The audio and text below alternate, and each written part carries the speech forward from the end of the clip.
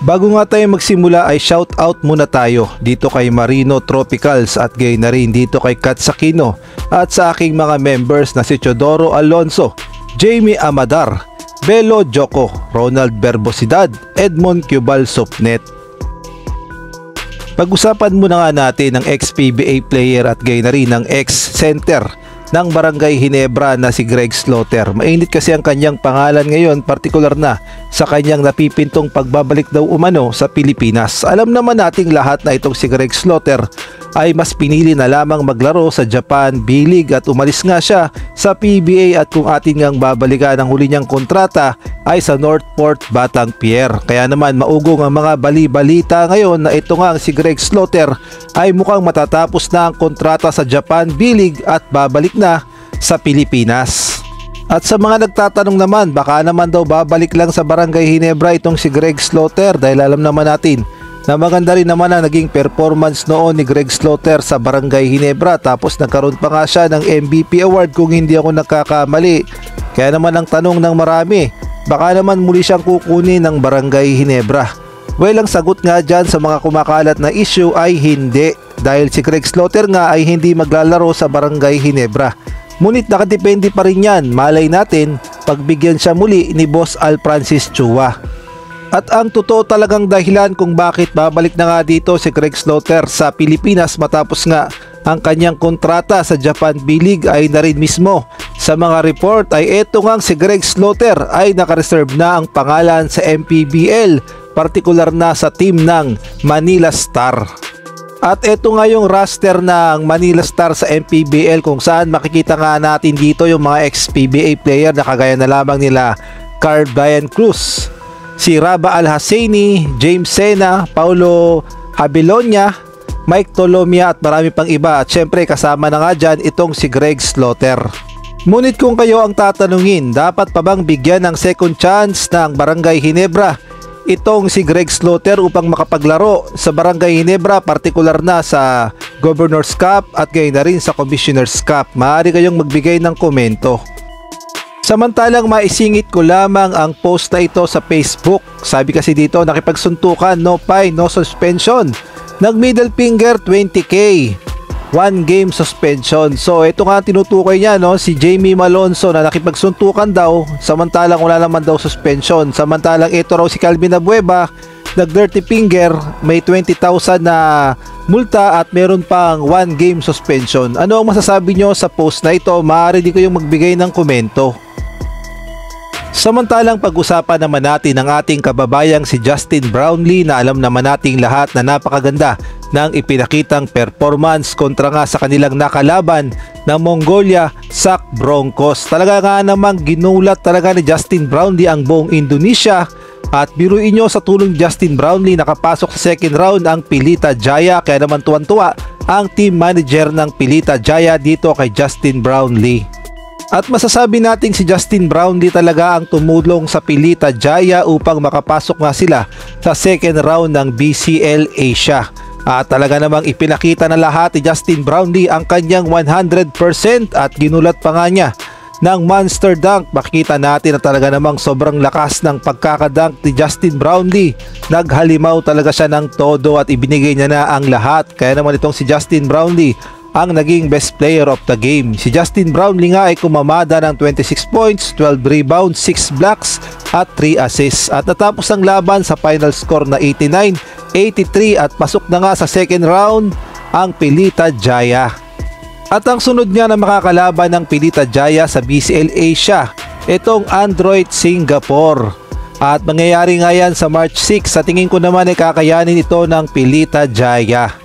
Samantalang sa mga nagtatanong naman bakit wala ang PBA sa format o sa lineup ng BCL Asia, samantalang nasa poster naman sila o at pinopromote din ng BCL Asia ang PBA. Well, ang sagot nga dyan ay yes, nakapasok na nga ang PBA o nagkaroon sila ng spot sa BCL Asia. Ngunit ito nga ang problema, ang sabi nga dito sa report ng Spin.ph, no PBA selection yet.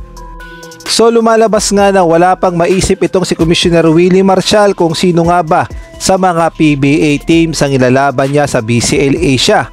Ang sigaw naman ng lahat, bakit hindi na lang Barangay Ginebra ang ilaban sa BCL Asia, at meron din nagsuggest na bakit hindi na lang Gilas Pilipinas kung po pwede naman, upang makondisyon ng Gilas Pilipinas sa Olympic qualifiers at kayo na rin sa FIBA Asia Cup qualifiers.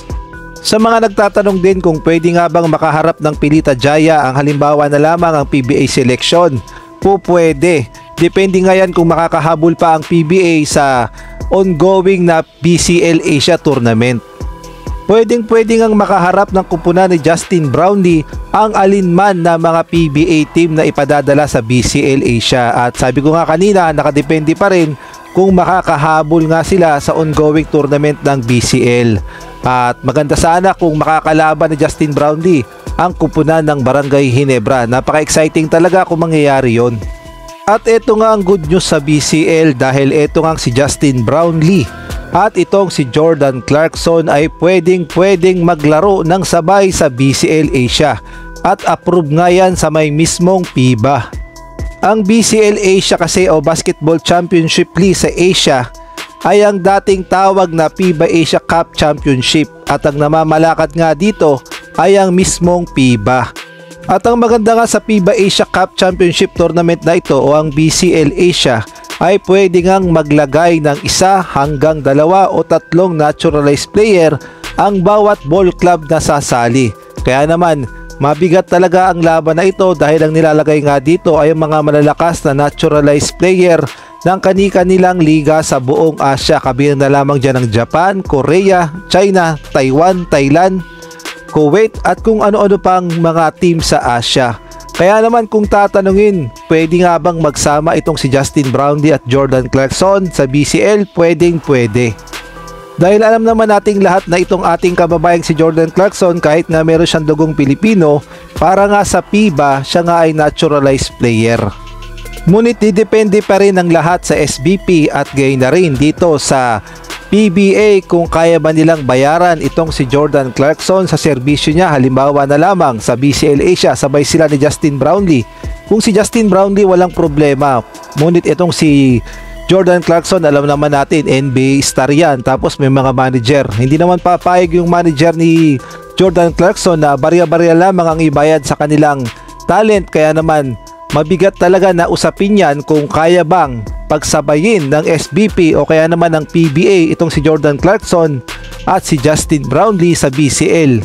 Kaya kung kaya, ngunit pera talaga ang pag-uusap dyan.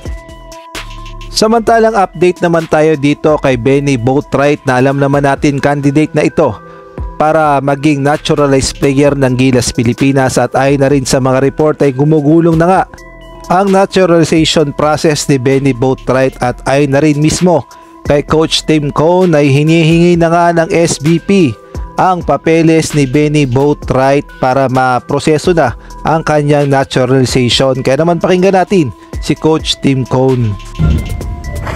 Richard's the one directly speaking to him, but as far as I know, we have an agreement that he's already submitting papers to naturalize. This could be a process. It's usually a long process, 3, 4, maybe 8 months, and we don't know. It took Justin a long time to get his. So, but it's just somebody else that we, he was excited about doing it, and but without a doubt, and this is written in stone right now, Justin is our guy. And Benny is going to be his backup, just like Justin was the backup to Jordan Clarkson in the World Cup. So